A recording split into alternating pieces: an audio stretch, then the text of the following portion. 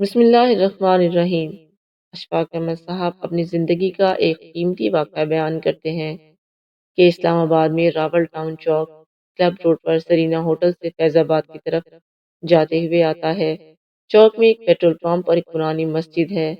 میں 1993 میں اسلام آباد آیا تو مسجد کے ساتھ ایک چھوٹا سا گاؤں ہوتا تھا۔ گاؤں کی زمینیں ایکوائر ہو چکی تھیں، یعنی کہ حکومت نے کالونیوں اور فیکٹریز کے لیے یہ جگہ خالی کروا لی تھی۔ امیر لوگ زمینوں کی قیمتیں وصول کر کے بڑے بڑے سیکٹروں اور فارم ہاؤسز میں شفٹ ہو چکے تھے، لیکن وہ غربا پیچھے رہ گئے تھے جن کی زمینوں کے پیسے عمرہ کھا گئے تھے، یا پھر وہ جو گاؤں کے کمی کمین تھے، ان کے نام پر کوئی زمین نہیں تھی۔ حکومت نے انہیں کوئی معاوضہ نہیں دیا کہ وہ کسی اور جگہ جا کر اپنا گھر بنا لیتے۔ دنیا میں ان کا کوئی ٹھکانہ نہیں تھا، لہٰذا وہ اپنے ان ٹوٹے گھروں میں مقیم تھے۔ سی ڈی اے اور ضلع انتظامیہ نے ان کو بے شمار نوٹس دیے، مگر مکینوں کا کہنا تھا ہم کہاں جائیں، آپ ہمیں بتا دیں، ہم وہاں چلے جاتے ہیں، کم از کم ہمیں ہمارے گھروں کے جیسے گھر یعنی کہ چھت فراہم کی جائے۔ حکومت ظاہر ہے ایک ٹھنڈی ٹھار مشین ہوتی ہے، اس کا دل ہوتا ہے اور نہ ہی جذبات، لہٰذا حکومت جواب میں ایک اور نوٹس دیتی تھی۔ نوٹس بازی کے اس عمل کے دوران بے نظیر بھٹو اور میاں محمد نواز شریف کی حکومتیں آتی اور جاتی رہیں۔ ضلعی انتظامیہ نے جب بھی گورنمنٹ سے آپریشن کی اجازت مانگی، حکومت نے اجازت نہ دی۔ انتظامیہ ایک بار مشینری لے کر وہاں پہنچ گئی۔ چودھری شجاعت حسین اس وقت وزیر داخلہ تھے۔ ان کو اطلاع ملی تو وہ فوراً وہاں پہنچے اور ذاتی طور پر آپریشن رکوایا۔ لیکن پھر 1999 آ گیا اور یہ انہی دنوں کی بات ہے جب کچھ وجوہات کی بنا پر ان غربا کے ٹوٹے پھوٹے گھروں کو گرانے کے لیے آپریشن کا آغاز کیا۔ میں ان دنوں شہزاد ٹاؤن میں رہتا تھا اور روزانہ راول چوک سے گزرتا تھا۔ میں نے دوپہر کو دفتر جاتے ہوئے اپنی آنکھوں سے وہ آپریشن دیکھا۔ لوگ انتہائی غریب تھے، ان گھروں میں ٹوٹی چارپائیوں، پچکے ہوئے برتنوں اور پھٹی رضائیوں کے سوا کچھ نہیں تھا۔ انتظامیہ نے وہ بھی ضبط کر لیے۔ گاؤں چند گھنٹوں میں صاف ہو گیا۔ زمین کو فارم ہاؤسز میں تبدیل کر دیا گیا اور فارم ہاؤسز عمرہ نے خرید لیے۔ صرف مسجد اور اس کے ساتھ چند قبریں بچ گئیں، وہ قبریں بھی اب کم ہوتی چلی جا رہی ہیں۔ یہ کہانی یہاں پر ختم ہو گئی۔ پھر اس کہانی کا ایک نیا پہلو میرے سامنے آیا۔ ایک روز ایک صاحب ویل چیئر پر میرے پاس تشریف لائے۔ وہ ٹانگوں سے معذور تھے اور چہرے سے بیمار دکھائی دیتے تھے۔ اشفاق صاحب کہتے ہیں کہ میں اس گلی میں کھڑا تھا، میں انہیں بڑی مشکل سے گھر کے اندر لا سکا۔ میں نے ان سے وجہ پوچھی کہ بیمار لگ رہے ہیں اور آپ کی دونوں ٹانگوں کو کیا ہوا؟ وہ مجھے اپنی کہانی سنانے لگے۔ ان کا کہنا تھا راول چوک کا وہ آپریشن انہوں نے کیا تھا، وہ اسے لیڈ کر رہے تھے۔ میں خاموشی سے ان کی داستان سنتا رہا۔ ان کا کہنا تھا ان کے 3 بچے تھے، 2 لڑکے اور 1 لڑکی۔ شادی پسند کی تھی، وہ سی ایس پی آفیسر تھے، کیریئر بہت برائٹ تھا۔ سینئرز اس کی کارکردگی سے بہت مطمئن تھے اور ان کا خیال تھا کہ اوپر تک جائیں گے۔ وہ ریٹ آف دی گورنمنٹ کے بہت بڑے حامی تھے۔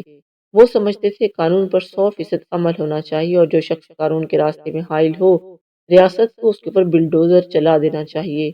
راول چوک کے مکانات گرانے کا حکم دیا تو یہ ذمہ داری انہیں سونپی گئی۔ یہ فورس لے کر وہاں پہنچے اور گھر گرانا شروع کر دیے۔ لوگ مزاحم ہوئے، پولیس نے ڈنڈے برسائے، بہرحال قصہ مختصر، آپریشن مکمل ہو گیا اور انتظامیہ نے ملبہ اٹھانا شروع کر دیا۔ وہ رکے اور پھر بولے۔ آپریشن کے بعد اینٹوں کے ایک ڈھیر پر درمیانی عمر کی ایک خاتون ماں بیٹھی تھی۔ وہ ملبے سے نہیں اٹھ رہی تھی۔ اس کا صرف ایک مطالبہ تھا، وہ کہہ رہی تھی کہ وہ ان سے ملنا چاہتی ہیں جنہوں نے یہ آپریشن کروایا ہے۔ انتظامیہ عموماً ایسے مواقع پر خواتین سے زبردستی نہیں کرتی۔ اہلکاروں نے انہیں بتایا کہ یہ ہمارے افسر ہیں اور وہ خاتون میرے پاس چلی آئی۔ خاتون نے میری طرف دیکھا اور کہا صاحب یہ آپریشن آپ نے کیا ہے؟ میں نے جواب دیا ہاں۔ اس شمع نے جھولی پھیلائی، آسمان کی طرف دیکھا اور بولی یا پروردگار، اس شخص نے میری اور میرے بچوں کے سر سے چھت چھینی، یا اللہ اسے اور اس کے بچوں کو برباد کر دے۔ میں اس وقت جوان تھا، میں نے منہ دوسری طرف پھیر دیا اور اس خاتون نے اس کے بعد کیا کہا، یا اللہ ہم سے ہمارے گھر چھیننے والے تمام لوگوں کو برباد کر دے۔ اس نے اس کے بعد اپنی پوٹلی اٹھائی، ساتھ لی اور چلی گئی۔ اشفاق احمد صاحب فرماتے ہیں کہ یہ گورنمنٹ آفیسر مجھے یہ واقعہ سناتے ہوئے زاروں قطار رونے لگا اور میں نے اس کے آنسو صاف کیے۔ یہ گورنمنٹ آفیسر بولا اشفاق صاحب آپ یقین کریں وہ دن اور آج کا دن میں بحرانوں سے نہیں نکل سکا۔ میں اس پوٹلی والی کی بد دعا کا نشانہ بن گیا۔ میرا ایکسیڈنٹ ہوا، میری بیوی اور میری بچی مر گئی، میری ٹانگیں کٹ گئیں، میرے دونوں بیٹے ایک ایک کر کے بیمار ہوئے۔ میں نے اپنی ساری جمع پونجی ان کے علاج پر لگا دی، لیکن وہ فوت ہو گئے۔ جو سسرال سے گھر ملا تھا وہ بھی گیا، میں نے اپنا گھر بنایا تھا وہ زلزلے میں گر گیا، محکمے نے میرے اوپر الزام لگایا، میری انکوائری شروع ہوئی، میں ڈسمس ہوا اور بے گناہی کے باوجود آج تک بحال نہیں ہو سکا۔ میں مقدمے پر مقدمہ بھگت رہا ہوں۔ میں 68 برس کی عمر میں شوگر، بلڈ پریشر اور دل کا مریض بھی بن چکا ہوں اور میرے تمام رشتہ دار اور دوست بھی میرا ساتھ چھوڑ چکے ہیں۔ میں دل سے سمجھتا ہوں مجھے اس عورت کی بد دعا تھی۔ حکومت، میرا محکمہ اور آرڈر دینے والے لوگ تینوں پیچھے رہ گئے لیکن میں برباد ہو گیا۔ میں آج سوچتا ہوں تو میں اپنے آپ سے پوچھتا ہوں میں کتنا بے وقوف تھا کہ غریبوں کے سروں سے چھت چھین لی۔ یہ آفیسر جانے سے پہلے رکا اور پھر بولا، آپ کو میری باتیں عجیب لگیں گی اشفاق صاحب، لیکن میں نے تحقیق کی ہے، اس آپریشن کو حکم دینے والا ہر شخص میری طرح ذلیل ہوا۔ ان میں سے آج کوئی شخص اپنے گھر میں آباد نہیں، وہ سب اولاد اور بیویوں کے بغیر عبرتناک اور بیمار زندگی گزار رہے ہیں۔ یہاں تک کہ اس وقت کے چیئرمین سی ڈی اے کی ساری پراپرٹی بک گئی اور اس کی اولاد بھی دربدر ہو گئی، وہ بھی عبرت کا نشان بن کر آخری سانسیں لے رہا ہے۔ ہم سب کو اس عورت کی آہ کھا گئی۔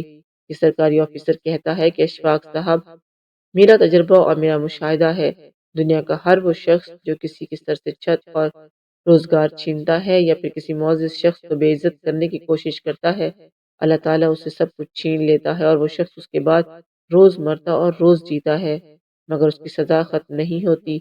یہ واقعہ سننے کے بعد اشفاق احمد لکھتے ہیں کہ میں اس کی باتیں سن کر عالم حیرانی میں چلا گیا۔ مجھے ایسا لگا کہ خدا نخواستہ یہ سب کچھ میں نے ہی کیا ہے۔ میرے جسم کا لوں اٹھنے لگا، میرے ہاتھ پاؤں سن ہو گئے، حتیٰ کہ مجھ میں چلنے تک کی ہمت نہ رہی۔ اشفاق احمد صاحب نے لب لباب فرمایا، آپ جو دل چاہے کریں لیکن کسی کے بد دعا نہ لیں۔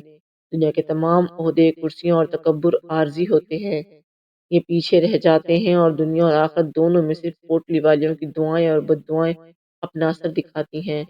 اللہ پاک ہم سب کو غربا اور مساکین کی مدد کی توفیق عطا فرمائے اور ان سے دعا لینے والا بنائے، ان کی زندگیوں میں آسانیاں پیدا کرنے والا بنائے، اور آخر میں اگر آپ کسی غریب، یتیم، مسکین کی زندگی میں کسی بھی طرح سے کوئی خوشحالی یا محبت بانٹیں گے تو یقین کریں وہ آپ کی طرف سود کے ساتھ لوٹے گی، انشاءاللہ۔